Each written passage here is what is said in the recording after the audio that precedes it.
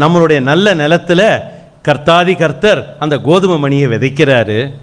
அவர் விதைச்சிட்டு அப்படி போன உடனே இவன் என்ன பண்ணுற, இந்த நிலமானது என்ன சைத்தானுக்கு இடம் கொடுக்குது.